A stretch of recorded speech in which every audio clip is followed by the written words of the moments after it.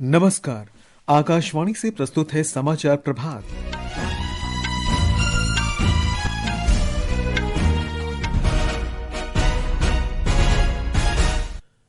उद्योग जगत, विशेषज्ञों, अर्थशास्त्रियों और आम लोगों ने मध्यम वर्ग को कर राहत, नवाचार तथा कौशल विकास को बढ़ावा देने के लिए केंद्रीय बजट की सराहना की। सरकार ने बुनियादी ढांचा संचालित विकास की प्रतिबद्धता के तहत बजट में पूंजीगत व्यय के लिए 11,21,000 करोड़ रुपए आवंटित किए। दिल्ली विधानसभा चुनाव के लिए प्रचार तेज। भाजपा के वरिष्ठ नेता और प्रधानमंत्री नरेंद्र मोदी आज आरके पुरम में रैली को संबोधित करेंगे। छत्तीसगढ़ के बीजापुर जिले में सुरक्षा बलों के साथ मुठभेड़ में 8 नक्सली मारे गए। अमेरिका के राष्ट्रपति डोनाल्ड ट्रंप ने मैक्सिको, कनाडा और चीन से आयात पर शुल्क लगाया।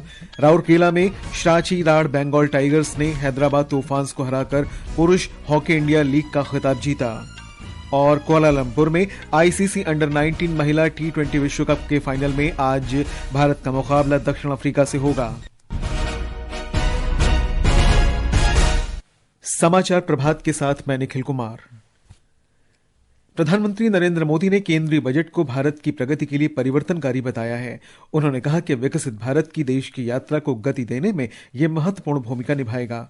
श्री मोदी ने कहा कि यह बजट एआई, खिलौना उत्पाद, कृषि, फुटवेयर, खाद्य प्रसंस्करण और गिग अर्थव्यवस्था सहित कई क्षेत्रों में नवाचार, उद्यमिता तथा सतत विकास का मार्ग प्रशस्त करता है। प्रधानमंत्री ने कहा कि ये बजट 140 करोड़ भारतीयों की आकांक्षाओं को पूरा करने के लिए सरकार की प्रतिबद्धता को दर्शाता है। उन्होंने कहा कि बजट देश में बचत, निवेश, खपत और विकास को बढ़ावा देगा। हमने कई सेक्टर्स युवाओं के लिए खोल दिए। ये बजट एक फोर्स मल्टीप्लायर है। ये बजट सेविंग्स को बढ़ाएगा, इन्वेस्टमेंट को बढ़ाएगा, कंजम्पशन को बढ़ाएगा और ग्रोथ को भी तेजी से बढ़ाएगा। प्रधानमंत्री ने कहा कि ये बजट कृषि क्षेत्र को सशक्त करेगा। बजट में किसानों के लिए जो घोषणा हुई है वो कृषि क्षेत्र और समूची ग्रामीण अर्थव्यवस्था में नई क्रांति का आधार बनेगी। पीएम धन धान्य कृषि योजना के तहत 100 जिलों में सिंचाई और इंफ्रास्ट्रक्चर का डेवलपमेंट होगा। वित्त मंत्री निर्मला सीतारामन ने कहा कि केंद्रीय बजट कृषि, ग्रामीण समृद्धि तथा शहरी विकास पर केंद्रित है और इसमें लगातार सुधारों पर जोर दिया गया है। नई दिल्ली में संवाददाताओं से बातचीत में वित्त मंत्री ने कहा कि बजट में विकसित भारत की दिशा में आगे बढ़ने के कई प्रावधान किए गए हैं। The budget actually says several things about our path towards Viksit Bharat. It has invested in agriculture. It has certainly looked at rural prosperity, focuses on urban development, particularly looking at urban workers, and continues to lay emphasis on reforms. वित्त मंत्री ने कहा कि budget में स्वास्थ्य और शिक्षा के हितों को प्राथमिकता दी गई है। कृषि और किसान कल्याण मंत्री शिवराज सिंह चौहान ने कहा है कि केंद्रीय बजट में घोषित कपास उत्पादकता मिशन का उद्देश्य न केवल कपास की उत्पादकता बल्कि इसकी गुणवत्ता भी बढ़ाना है। श्री चौहान ने कल नई दिल्ली में मीडिया को बताया कि उच्च गुणवत्ता वाले कपास के उत्पादन के लिए फाइबर प्रसंस्करण और बुनियादी ढांचे में सुधार किए जाएंगे। श्री चौहान ने कहा कि बिहार में मखाना बोर्ड के गठन से मखाना के प्रसंस्करण जैसे कई कार्य करने में मदद मिलेगी।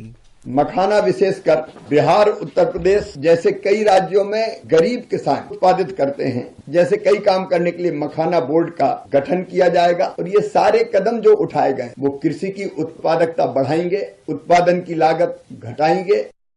केंद्रीय बजट को विभिन्न क्षेत्रों से सकारात्मक प्रतिक्रिया मिली है। व्यापार, उद्योग विशेषज्ञ, अर्थशास्त्री और आम लोग मध्यम वर्ग को आयकर में राहत देने, नवाचार को बढ़ावा देने और कौशल विकास को बढ़ावा देने के सरकार के प्रस्तावों की सराहना कर रहे हैं। भारतीय स्टेट बैंक के चेयरमैन CS शेट्टी ने कहा कि बजट ने भारत को एक नवाचार और ज्ञान केंद्रित अर्थव्यवस्था के रूप में स्थापित किया है।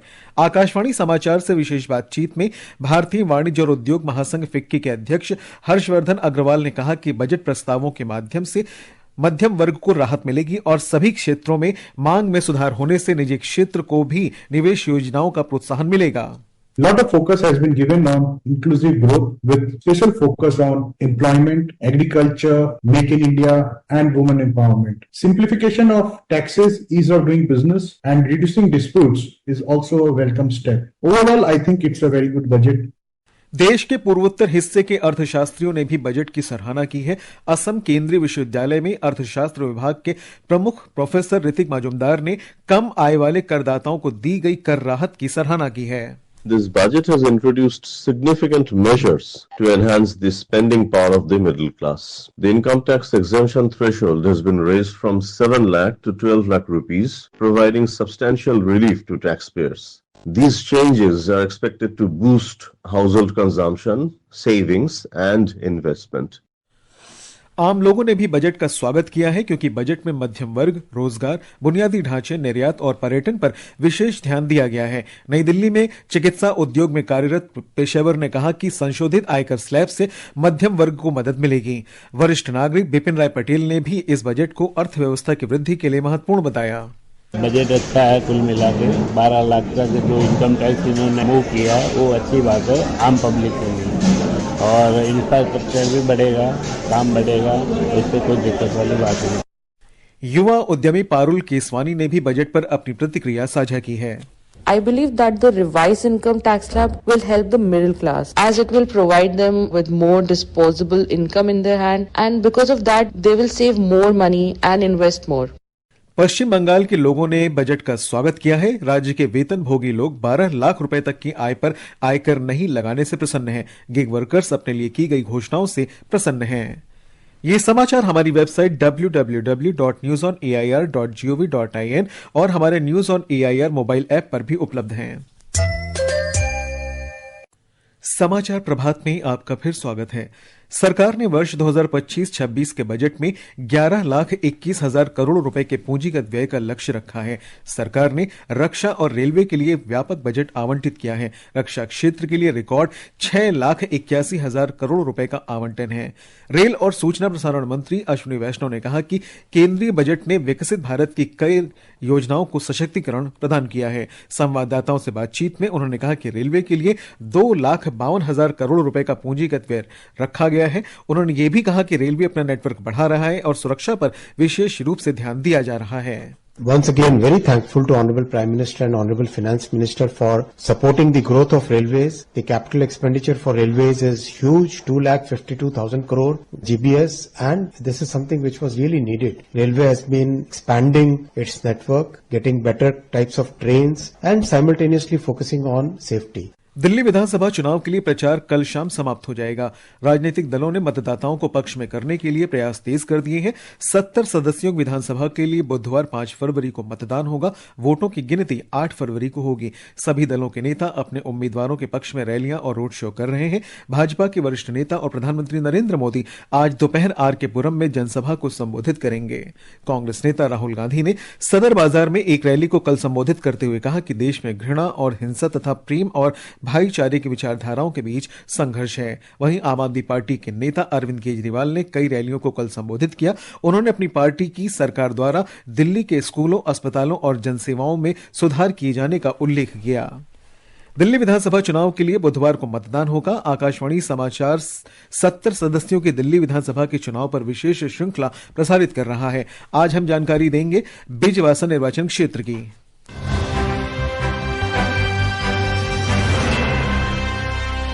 इस सीट पर आम आदमी पार्टी से भाजपा में आए और दिल्ली सरकार में मंत्री रहे कैलाश गहलोत भाजपा की टिकट पर चुनावी मैदान में हैं। आम आदमी पार्टी ने इस सीट पर अपने वर्तमान विधायक का टिकट काटकर सुरेंद्र भारद्वाज को मैदान में उतारा है। वहीं कांग्रेस ने कर्नल देविंदर सहरावत को अपना उम्मीदवार बनाकर मुकाबले को त्रिकोणीय बना दिया है। पिछले चुनाव में आम आदमी पार्टी के भूपेंद्र सिंह जून ने लगभग 750 वोटों के अंतर से चुनाव जीता था। लगभग 2,11,000 मतदाताओं वाली इस सीट पर वसंत कुंज, रंगपुरी, राजनगर, कापसहेड़ा और महिपालपुर जैसे क्षेत्र आते हैं। प्रदूषण, खराब सड़कें, पेयजल, साफ सफाई यहाँ के निवासियों के प्रमुख मुद्दे हैं। सकलैन अख्तर, आकाशवाणी समाचार, दिल्ली।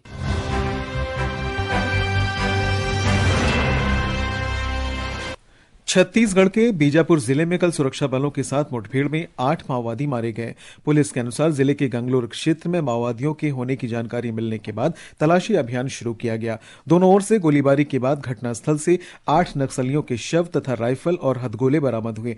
अंतिम समाचार मिलने तक इलाके में तलाशी अभियान जारी है। ये हमारे सुरक्षा बल के जवानों की एक बड़ी सफलता है। मैं उनके साहस को सलाम करता हूं। देश के यशस्वी प्रधानमंत्री श्री नरेंद्र मोदी जी, गृह मंत्री श्री अमित शाह जी का जो संकल्प है 31 मार्च 2026 तक इस देश से नक्सलवाद को समाप्त करने का, निश्चित रूप से नक्सलवाद समाप्त होकर रहेगा। महाकुंभ मेला राज्य के शिल्पियों और कारीगरों को अपने हस्तशिल्प उत्पादों के प्रदर्शन के लिए सशक्त मंच उपलब्ध करा रहा है। ब्यौरा हमारे संवाददाता से।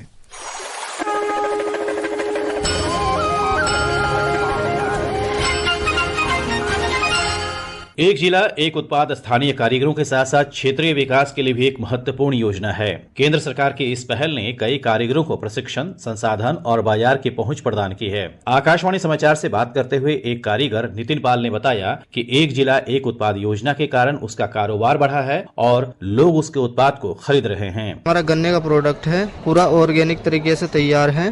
महाकुंभ मेले में दुकान लगाई है, दुकान पर भीड़ आती है, लोग बाग देखते हैं। हमारा प्रोडक्ट जो है उचित मात्रा में बिकता है और अच्छा रेट भी मिलता है। वहीं कौशाम्बी के रहने वाले एक अन्य शिल्पकार ब्रजेश कुमार मिश्रा ने भी अपना अनुभव साझा करते हुए कहा कि महाकुंभ में आ रहे श्रद्धालुओं को उसके उत्पाद पसंद आ रहे हैं। स्टाल लगाए हुए हैं 1 डिस्ट्रिक्ट 1 प्रोडक्ट में। केला चिप्स, पत्तल दोना अच्छी बिक्री है। यहाँ पर रिस्पांस बढ़िया मिल रहा है स्टाल लगाने से। एक जिला एक उत्पाद पहल देश के प्रत्येक जिले के स्वदेशी उत्पादों को बढ़ावा देने में मदद कर रही है। दीपेंद्र कुमार, आकाशवाणी समाचार, प्रयागराज।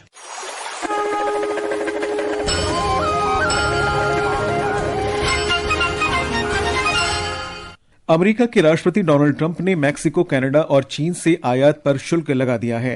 राष्ट्रपति ट्रंप ने कल रात 3 कार्यकारी आदेशों पर हस्ताक्षर किए। अब मैक्सिको से आयात पर 25%, कनाडा से आयात पर 25% और ऊर्जा स्रोतों पर 10% शुल्क लगाया गया है। वहीं चीन से आयात पर अतिरिक्त 10% शुल्क लगाए जाने का अनुमोदन किया गया है। सांची राड बंगाल टाइगर्स ने हॉकी इंडिया लीग का खिताब जीत लिया है। राउरकेला में कल उसने रोमांचक फाइनल मुकाबले में हैदराबाद तूफान्स को 4-3 से हराया। उधर मलेशिया के कोलालंपुर में आईसीसी अंडर 19 महिला T20 विश्व कप के फाइनल में आज मौजूदा चैंपियन भारत का सामना दक्षिण अफ्रीका से होगा। यह मैच भारतीय समय के अनुसार दोपहर 12 बजे से खेला जाएगा। और अब आज के समाचार पत्रों की सुर्खियों के साथ हैं देवेंद्र त्रिपाठी। धन्यवाद निखिल। आज प्रकाशित सभी अखबारों ने केंद्रीय आम बजट को ग्राफिक्स और आंकड़ों के माध्यम से पहले पन्ने पर समझाया है। हिंदुस्तान की सुर्खी है, करदाताओं पर करम, गरीब, युवा, किसान और महिलाओं के लिए खजाना खोला। नवभारत टाइम्स का शीर्षक है, बजट बढ़ाएगा बचत, विदेश में पढ़ना होगा सस्ता और बार बार नहीं करानी होगी केवाईसी। पंजाब केसरी का शीर्षक है, महालक्ष्मी की कृपा, एमएसएमई और स्टार्टअप के लिए विशेष प्रावधान।